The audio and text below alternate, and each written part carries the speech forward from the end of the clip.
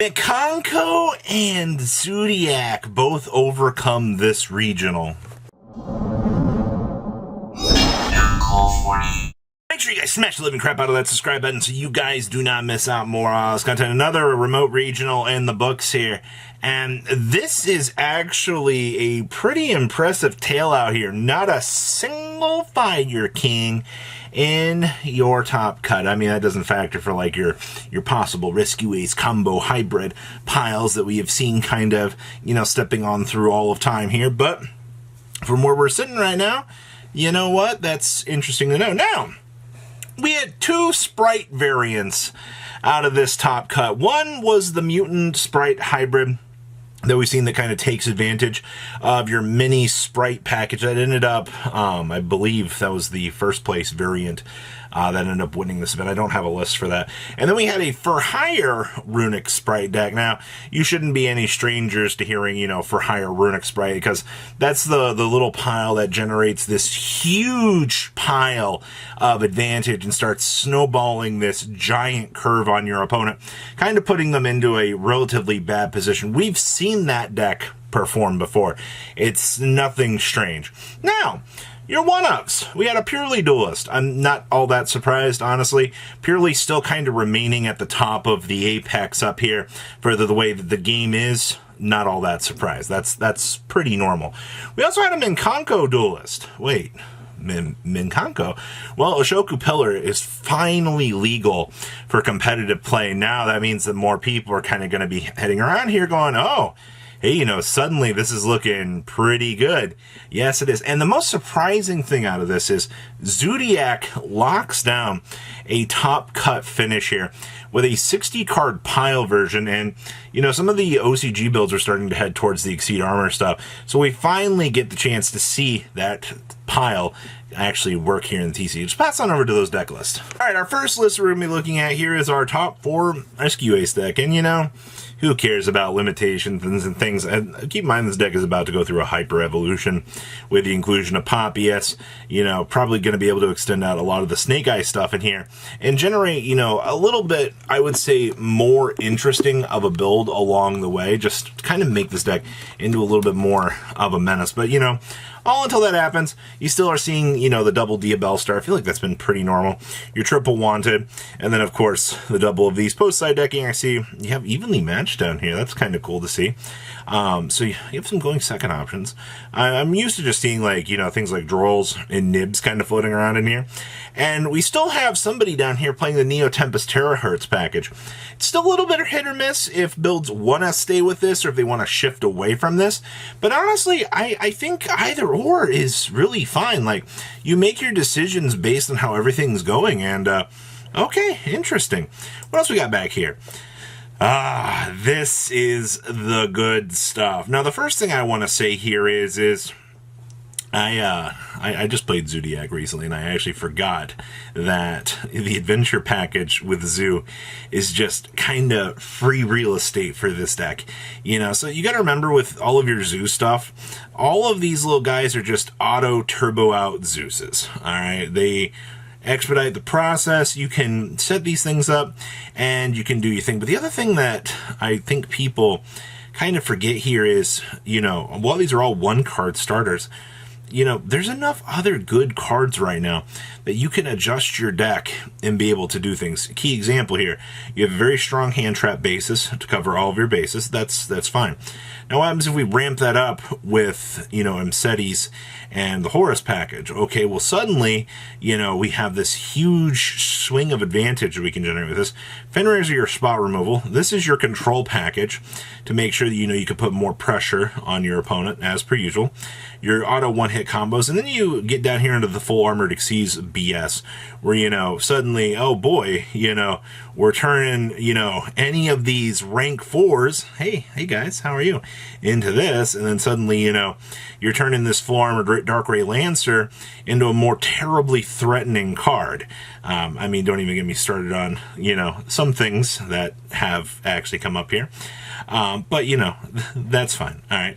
And then outside of that, I mean, the rest of it's just, standard utility options with some swings of answers.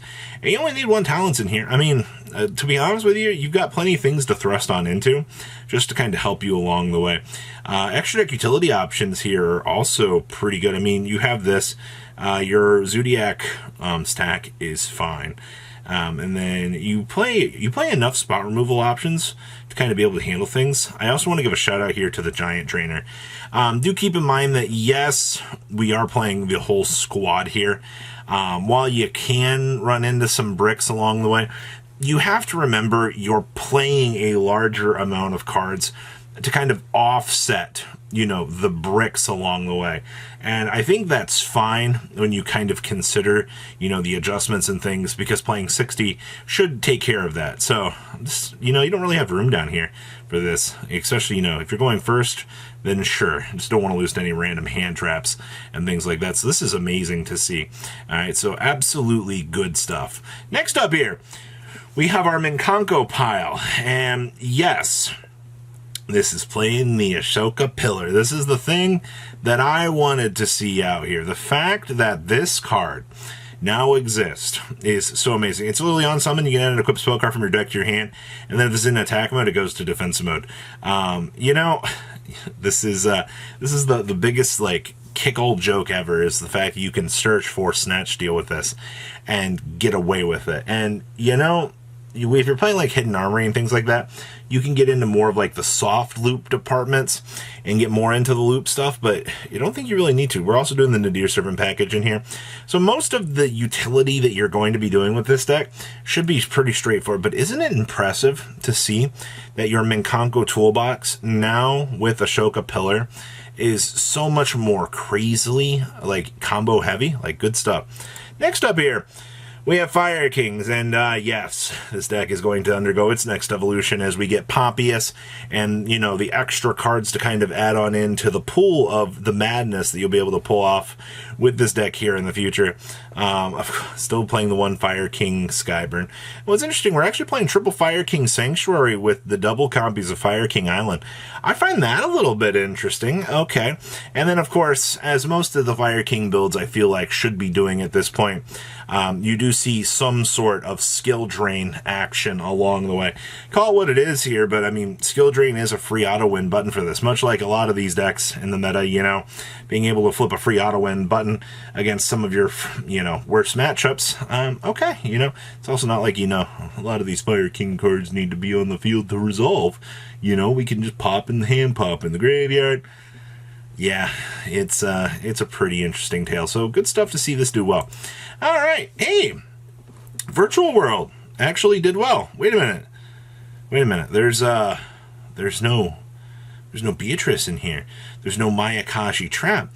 There's none of that extra BS that we've kind of been seeing, you know, kind of dumping around out here. This is just, you know, Qing Long and Chuche control. That's all it is.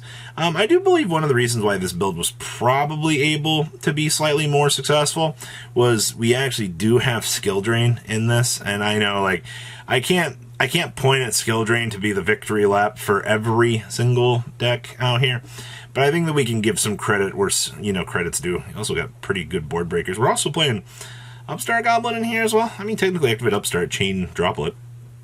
You know, it's a free spot removal. I guess this combo will always still be kind of cute at the end of the day, but okay, a little bit more interesting stuff than I thought we were going to see here. All right, we have more Rescue Ace. The first immediate thing that I see down here is this build took all of the, like, going second cards that, you know, kind of help make this matchup, and we put them in the side deck. Holy crap, like, even the Judgments and the Evenlys, like, I would say this is probably your straightforward pile as to how you're going to immediately try to answer a lot of the meta. And it looks like it worked out here. And we have one more list here. We have another Fire King, kind of going a little bit quicker on these lists, but these decks are going to undergo, you know, some interesting meta shifts along the way. There's that triple Fire King Sanctuary again with the double Fire King Island. It's kind of interesting to see that. You have your double Pankratops down here. The fact that this guy is so good right now, it's amazing. Loving so many hand traps, man. It's like, we don't need them in the main. Also, you know, shout out to the two Drolls boarding in the third.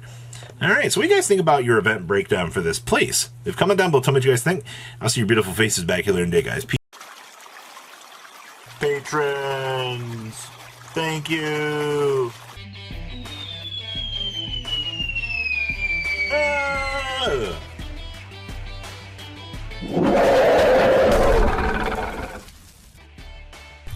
Thank you so much for watching. Check out these other videos.